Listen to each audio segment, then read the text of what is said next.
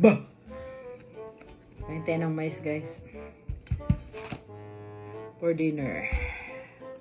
Wala kasing ulam, kaya ito lang ang kakainin natin. Kaya gagayatin natin yung mais.